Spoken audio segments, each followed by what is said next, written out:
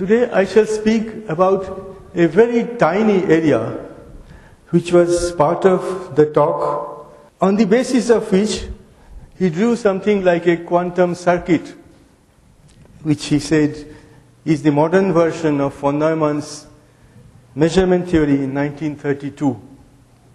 The idea here is, maybe before I proceed, let me say that this work is done together with Abhinav Deshpande and Nitika Sakharwade at IIT Kanpur. Now, let me start by saying that a typical quantum state, if you know the quantum state completely, you still don't know, for instance, the position. Because in general, the state is not an eigenstate of position. Now, however, what we are taught is that if we make a setup to measure the position, we shall find a definite value. And how does this concretely come about? The most foundational work on this subject was done by John von Neumann. Here is John von Neumann. And what he did was to say that I have the system coupled to some pointer coordinate. Let us say the pointer wave function is peaked at a certain point. After the measurement interaction with the system, the pointer coordinate would be peaked around some other point, and the amount of the shift will tell you the position of the system that you started to measure with. Now that's in principle very simple.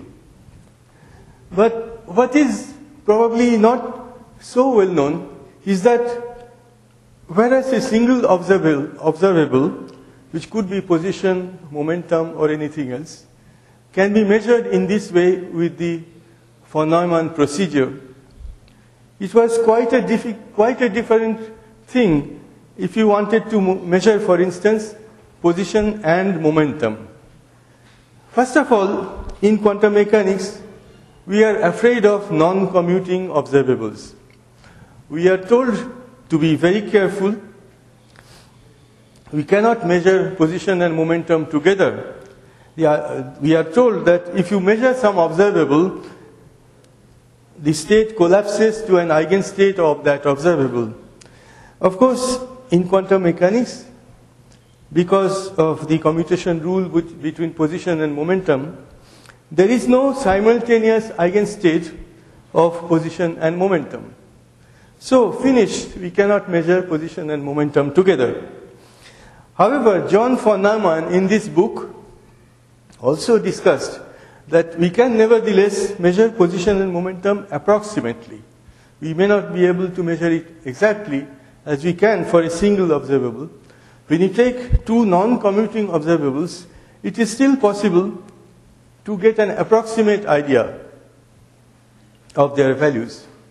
But the precise way how that comes about was done much later by Arthurs and Kelly and by Arthurs and Goodman. And all this research made us learn a new uncertainty principle. The usual uncertainty principle says that we cannot prepare a state of the system which has uncertainties delta Q and delta P in such a state that the product is smaller than half h bar. The new uncertainty principle that Arthurs and Kelly and Arthurs and Goodman discovered was called the measurement uncertainty principle, which says the following, that if you try to measure position and momentum together, the product of the uncertainties has to be bigger than h bar, that is at least twice the preparation uncertainty. And how did this come about? I will give a brief introduction about the work of Arthurs and Goodman, who used an extension of the von Neumann interaction to develop a theory of joint measurement of position and momentum. And then I will go on to show the work that is done together with Abhinav and Nitika, which in fact does not attempt a simultaneous measurement of position and momentum, but attempts something quite different, which we call quantum tracking. And the word quantum tracking was in fact used first by Arthurs and Goodman, I believe. With that introduction, I begin some discussion of the work of Arthurs and Goodman, basically. Yes, I think I said all this before. Well, maybe it doesn't hurt to repeat the second paragraph of this. The idea is the initial values of the system observables are to be inferred from the final values of the pointer observables of the apparatus after a measurement interaction. So the description, now bear with me for a little while to make a few mathematical statements, after which we will discuss the physical content of these things. So I have this system described by a Hilbert space H1, and it is allowed to interact with an apparatus in a Hilbert space H2 for a certain time interval capital T. And the system apparatus states are in H1 cross H2. Now H1 cross H2 consists of all those wave functions which are of the form, all the states which are of the form Cmn times phi m times chi n. They constitute the Hilbert space H1 cross H2, where phi m belongs to H1 and chi n belongs to H2. So the state of the joint system will be a state in H1 cross H2, and they will have a unitary time evolution. If you start with a pure state, it will evolve with some unitary matrix u of t. Let me briefly say the state at time t is u of t times the state at time 0. Now we shall assume that the system apparatus initial state is factorizable. This is, if you will recall, an assumption which was stated already by Laos Diozzi. The system apparatus initial state is assumed to be factorizable, phi 0 times chi 0. And of course, if you don't have an initial pure state, you have a density operator rho 0, it evolves in this way, u of t, rho 0, u of t dagger, where, again, let me repeat, the initial state now is a factorized initial state, rho 1 cross rho 2, corresponding to the factorized wave function which I mentioned before. Now, in the Heisenberg representation, observables have this time evolution, xt equals ut dagger x ut, and this means that the trace of rho 0 xt is the same as trace of rho t x. That is, you can use the initial state if you use the Heisenberg operators, and the result is the same as using the final state and the initial operator. So now I am ready to define tracking. I repeat the definition of Arthurs and Goodman. The apparatus observable at time capital T tracks the system observable A at time t equals 0 if the expectation value in the final state of the observable x of the apparatus is the same as the expectation value of the observable of the system observable A at the initial time, which is equivalent to saying that the trace rho 0 xt minus A equals 0.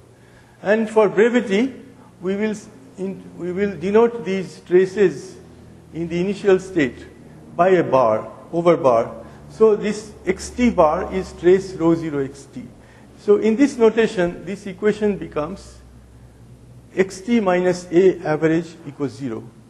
For now, the most important thing about the definition of tracking is that this has to happen for every initial state. Because the state you are making measurements on, or the state you are probing, is unknown. So when you say that the apparatus observable tracks the system observable, it makes sense only if it holds for every initial state of the system. Now, of course, when that is tracking, however, it does not follow that the tracking is noiseless. It does not follow, for instance, that the average of x square t minus a square, which is this average being defined in the way I mentioned before, does not follow that this average will be 0. And so it does not follow that the RMS deviations of xt and a will agree. But if they do, we will say that we have noiseless tracking. That is, if not only the averages, but also the standard deviations of xt and a agree, we say that the tracking is noiseless. Now, this already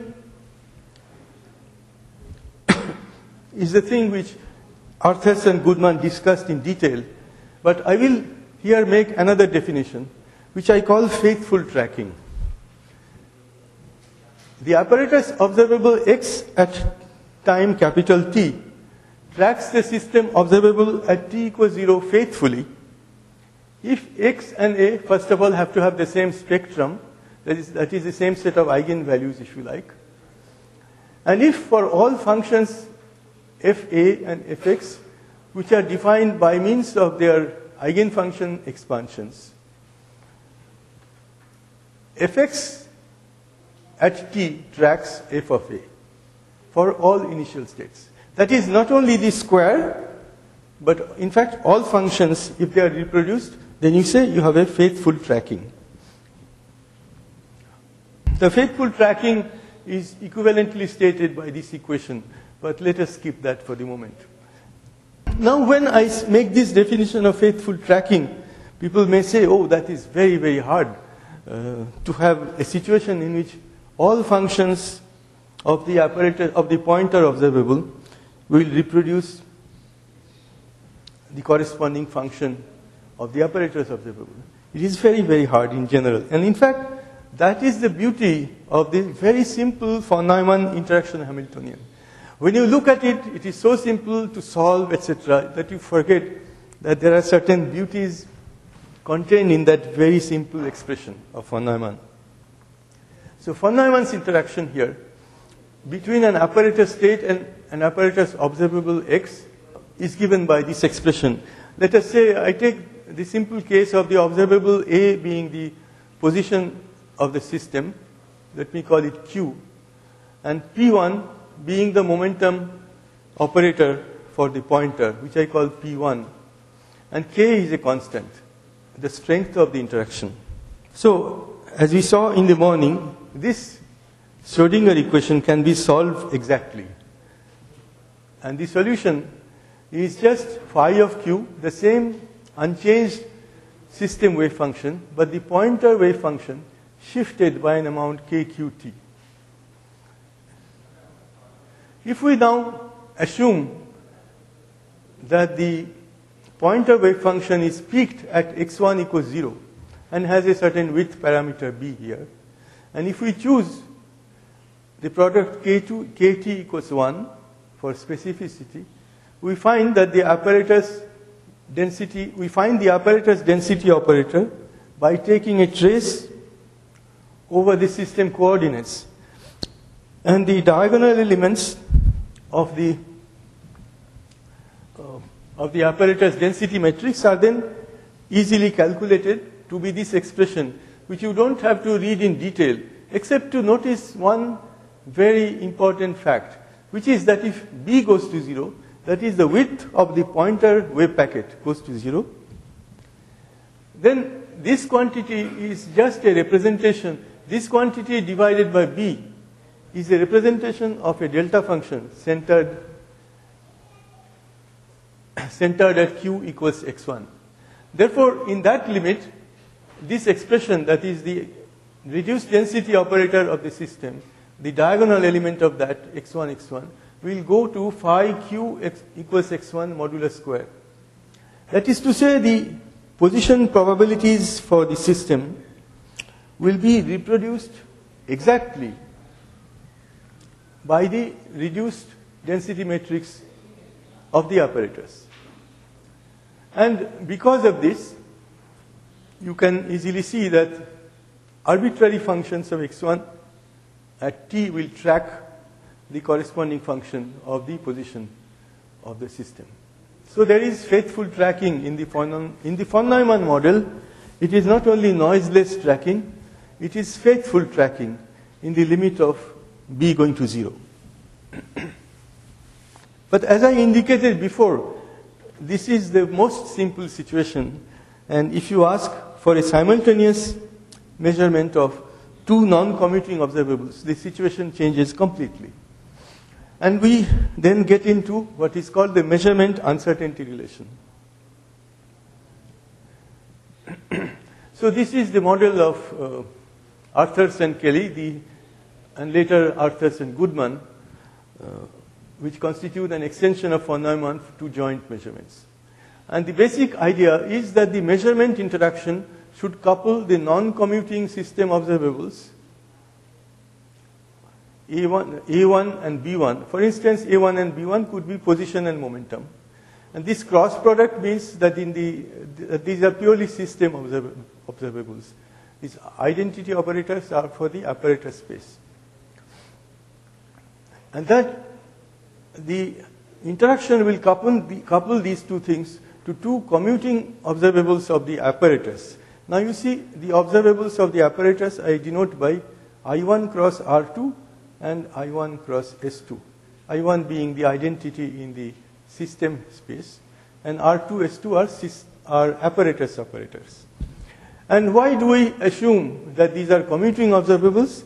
Because we say that quantum mechanics allows us to measure simultaneously commuting observables. So we are applying the rules of quantum mechanics. We assume that the pointer observables, which measure the position and momentum respectively of the system, are actually commuting observables. So here I have already said this, that if I have an initial state ρ1 cross ρ2, then the expectation value of the noise operator xt minus a equal to 0 defines the tracking of x by a. And if this happens for all states ρ1. Now this in fact also implies that the noise is uncorrelated to every self-adjoint system operator, which is of the form C1 cross I2. That is, not only trace ρ1 cross ρ2 nx is 0, but if I put here a C, which is of the form C1 cross I2, that is, it's a purely system operator, then you see whether it's nxc or cnx. For instance, let me take the case C1 cross I2. C1 cross I2, I am not able to jump across nx, but the traces are known to be cyclic. Therefore, I can take C, this trace is equal to the trace which I obtain if C appears before ρ1. And then, of course, this becomes a different system 1 operator. So I will not go into the details. It follows by the hypothesis that the tracking holds for every system, every initial state of the system. It has to happen that both these are also 0. And there follows the simple theorem that if xt, yt track the system operators a, b respectively, and nx, ny are the corresponding noise operators, then the RMS deviations defined by sigma x square equals x square bar minus x bar square, and similar relations for yt must obey sigma x square equals sigma a square plus sigma nx square, sigma y square equals sigma b square plus sigma ny square. The proof is, the proof being so simple, you don't really have to remember it. You can derive it in 1 minute. You just take sigma x square equals nx plus a square bar minus nx plus a bar square. Then you use the fact that the terms nxa, a nx have 0 expectation value, and you are back to this answer. I'm sorry, I wrote A0 is the same as A. I have used a redundant notation here. So I have, now let us remember this relation. Sigma x square is sigma a square plus sigma nx square. Sigma y square is sigma b square plus sigma ny square, where x and y are the apparatus operators which track the system operators A and B.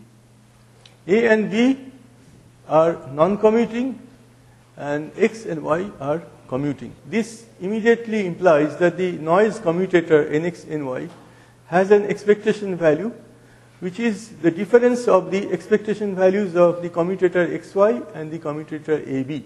And this is in fact the source, direct source of the measurement uncertainty relation.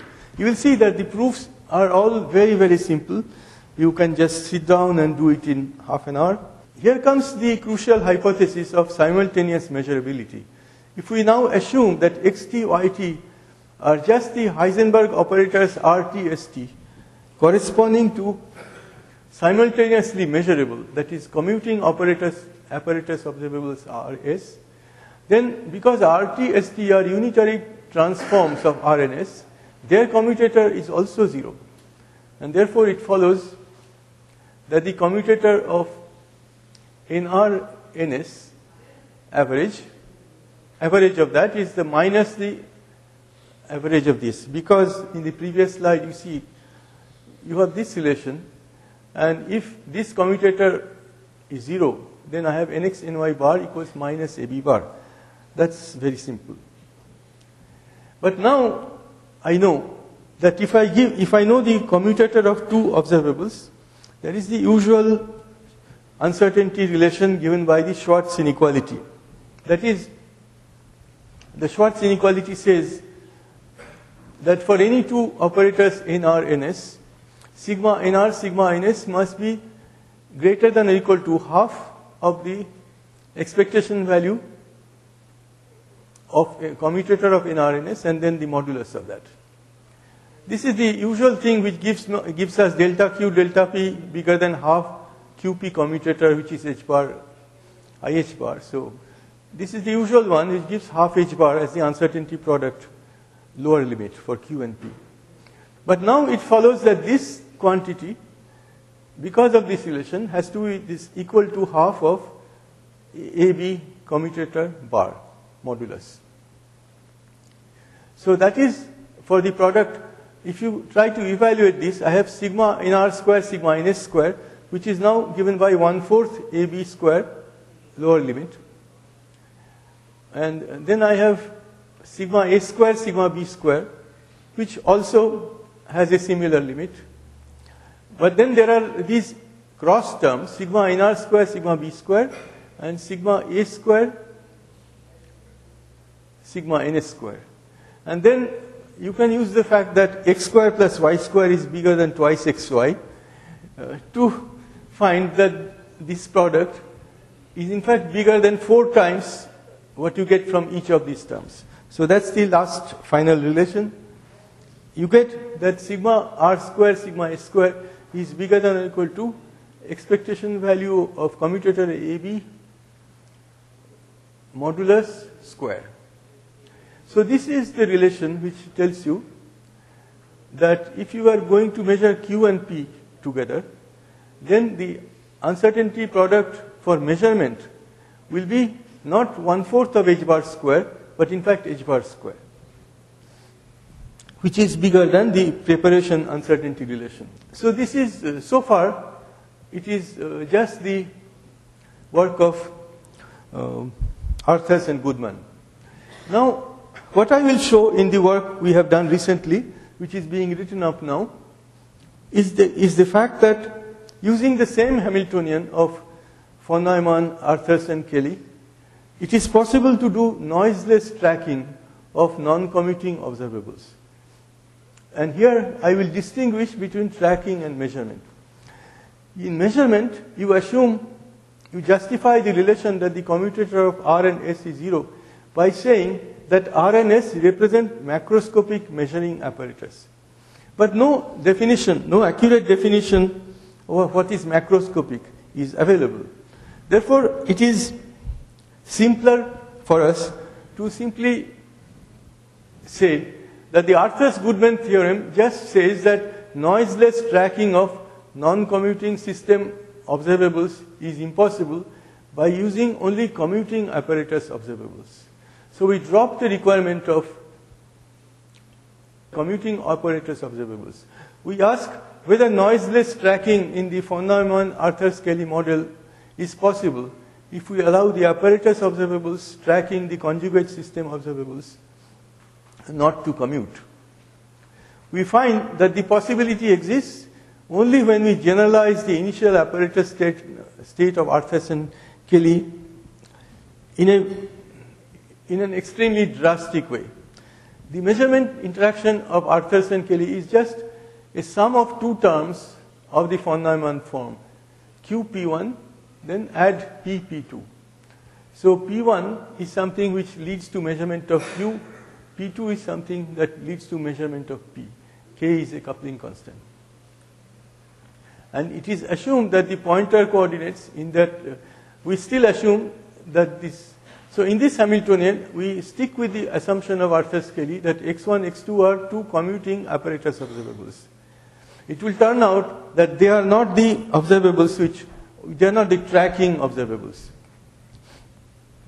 So instead of the Arthur-Scaly initial state, we use the more general state phi q times the state of the apparatus, which is given by the two pointer wave functions, chi1, chi2.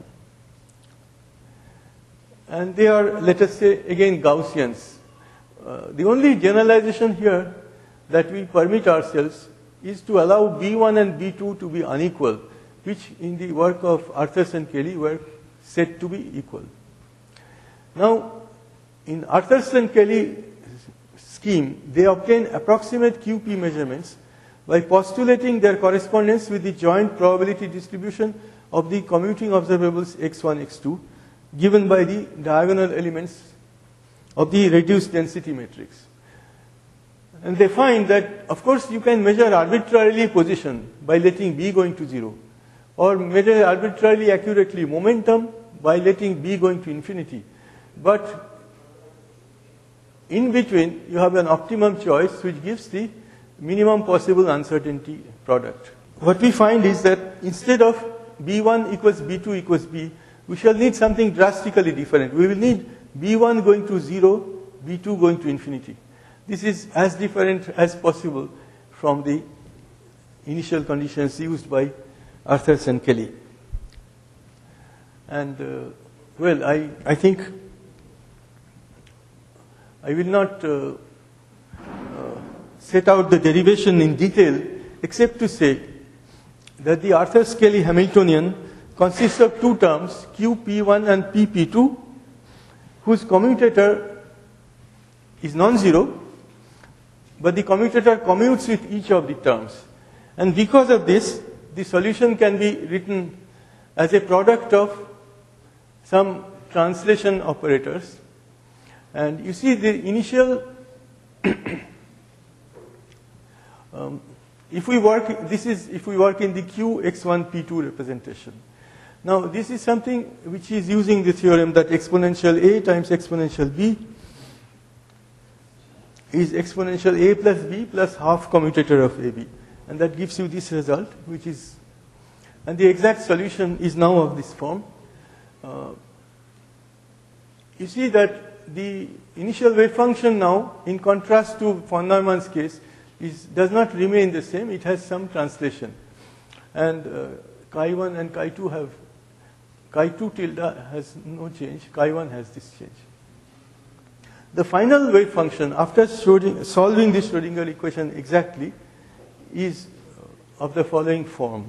The final wave function is of the form at time, the final time t, which is such that kt equals 1, we can obtain the final wave function in the form of an integral over this psi q x1 x2 psi. And you don't have to read all this, but basically the only message I want to give is that they are extremely simple quantities which anybody can derive. And I do the final thing. I trace the system apparatus density matrix over the system coordinate to obtain the apparatus density matrix at time capital T. So it is given in this way by doing certain integrations on the wave function and its complex conjugate. And the result, result is to be compared to the von Neumann result, which I showed in the case of a single observable. You see, integration over x2 and x2 prime gives the result, which is here some exponential with b1 here in the denominator. And it gives one of the key results because of the connection of this divided by b1 to the delta function. You see that we can again, in some limit, obtain phi q square exactly from the reduced density operator of the two particles of the apparatus, of the two-pointer system. So, more exactly, phi q equals x1 square is the limit b1 going to 0 of this integral. And this can be written in the form of trace rho operator times some operator y, which I think I will not ask you to read this complicated expression. Finally, the apparatus q equals x1 square is the expectation value in the apparatus state, in the state of reduced densities operator state of the operator yx1, where yx1 is a product of the position projection operator for the pointer coordinate 1 times the momentum equals 0 projection operator for the pointer 2. Now, it's beautiful, this expression. Let me say why. For some time, when we did not realize that this complicated expression corresponds to this simple expression, we didn't know exactly how this quantity would be measured. We are saying that the position probability can be measured exactly in the limit b1 going to 0 by looking at the final density operator, by measuring in the final state of the apparatus state the operator yx1. But is this operator yx1 easily measurable? This is what we did not realize before. But in fact, this final expression shows us that this operator is measurable by the procedure of measuring quadratures, which are very familiar in quantum optics. Quadrature operators correspond to linear combination of position and momentum operators. And so probability for x1 and probability for p2 equals 0 are quadrature operators. They can be measured very simply with the standard homodyne measurements of quantum optics. And therefore, I have here a method to measure the position probability of the system by looking only at the pointer coordinates.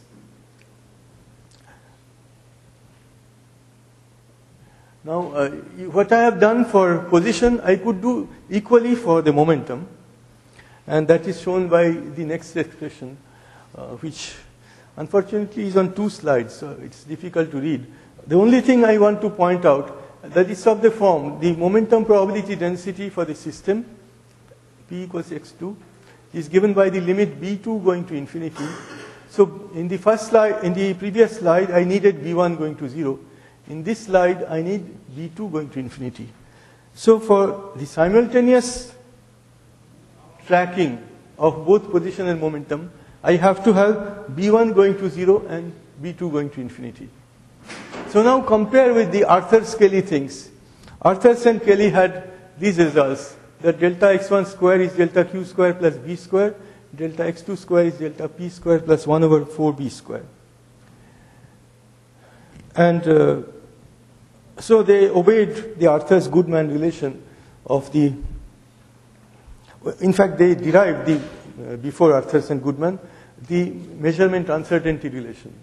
And the reason we are not bound by that limit is that our commutator of the operators yx1 and zx2 explicitly evaluated is this operator, and that is not 0. So now we have found operators for the apparatus which track exactly the position and momentum of the system. And in fact, not only position and momentum, but the Wigner function of the initial system can also be calculated from the final apparatus density matrix. The Wigner function has this expression, limit B1 going to 0, B2 going to infinity, B2 over 2, B1 times this integral. This was found by Abhinav, and it shows that not only the position and momentum probability densities, but also the probabilities for q cosine theta plus p sine theta for arbitrary theta would be reproduced exactly.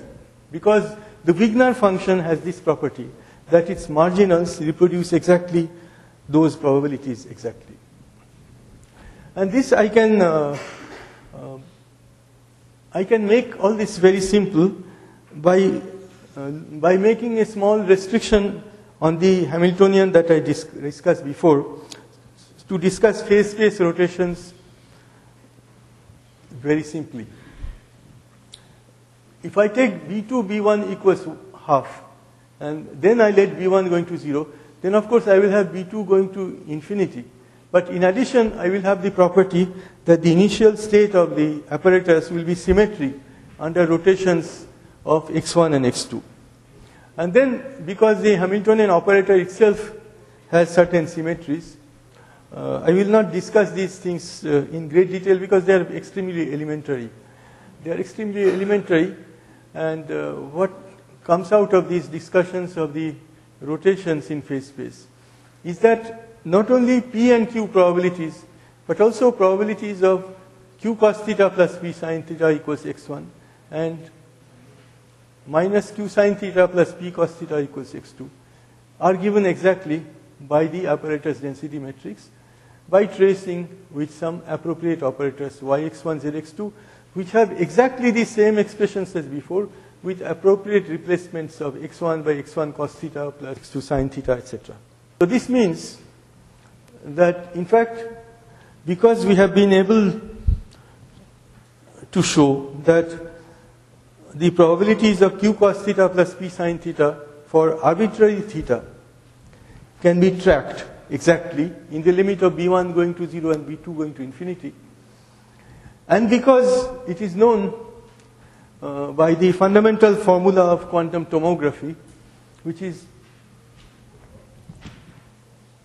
which calculates the Wigner function as the inverse Radon transform of these probabilities. The Wigner function is given explicitly. This is the inverse Radon transform. You see here that if the probability densities of q cos theta plus p sin theta equals x1 are known for arbitrary theta, then by simple integration you can recover the full Wigner function. This of course could have been perhaps guessed by the fact, by the expression which I showed you due to Abhinav, that the apparatus density operator in fact contained the full information of the system Wigner function. Yes, now this is perhaps an important point. We can show that tracking errors in the Arthur-Scaly joint measurement of QP with symmetric boundary conditions 2, B1, B2 equals 1 obeys the following relation: delta x1, delta x2 square minus delta q, delta p square. These refer to the system. These refer to the pointer coordinates. Has to be bigger than this. So this can be, even for the best situation when 2b1 square, 2b2 square are equal to 1, even for this most favorable choice, the Arthur-Scaly tracking error would be large when delta q square plus delta p square is large. In contrast, our method in the limit b1 going to 0 will have arbitrarily small errors. So that's thank you for bearing with these calculations. Now comes the reward. There are practical applications of this idea. Maybe I can just say a few words. Basically what we are doing is, we have a system which interacts with two pointer. Typically what will happen is that we will have let's say I have this system here, which will be a photon, and I have these two pointer coordinates, which will again be photons. And after the interaction, we will look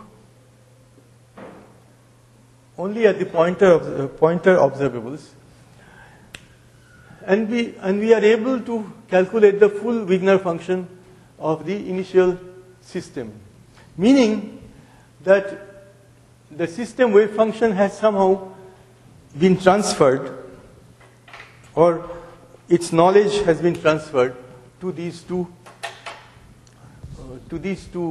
photons, let us say. More specifically, I can use this Hamiltonian for joint QP measurements of Arthur-Scaly or for quantum tracking. And the idea for the quantum optics experiment is contained in the paper of Stenholm, who shows how by using a pump photon, signal photon, and detector photons, which are represented by their respective fields, you can realize a Hamiltonian of the Arthur-Scaly form.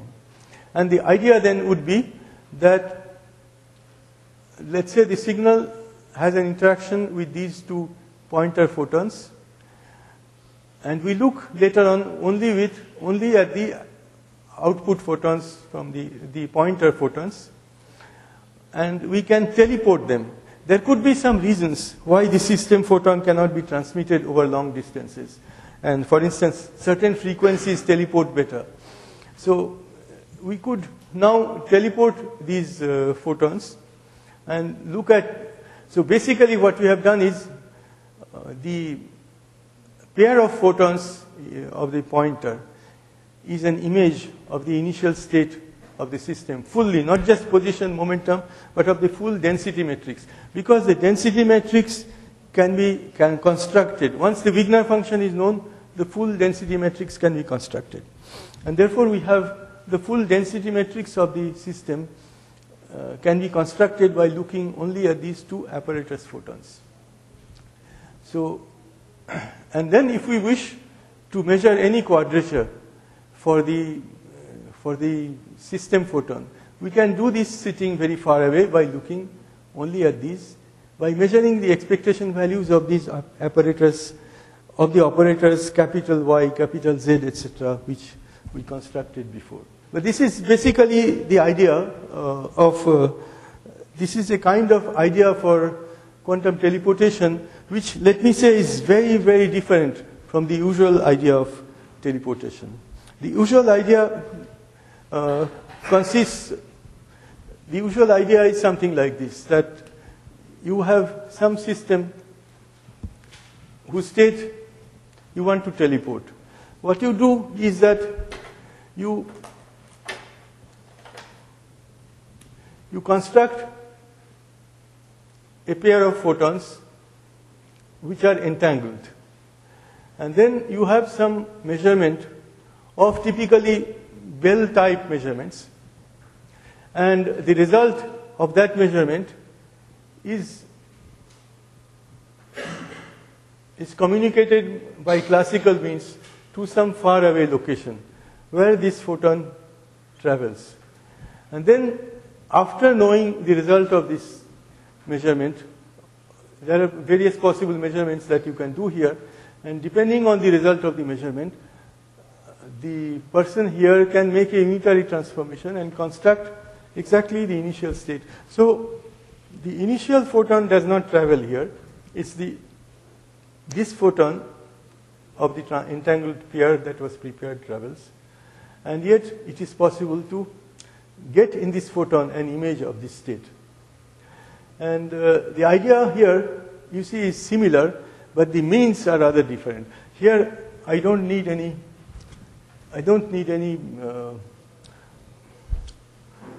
Bell state measurement. First of all, it is for continuous variables, and these are usually done for discrete, but also sometimes generalizations to continuum variables are possible. This one is explicitly for continuum variables. there is no analog of the Bell state measurements. There is no analog of the Bell state of the preparation of an entangled pair. But instead, there is something else which is not trivial, of course. It is the interaction of the von Neumann-Arthur-Scaly type, which is responsible for transferring the quantum state of the system to the pair of pointer particles, which you look at ease. So I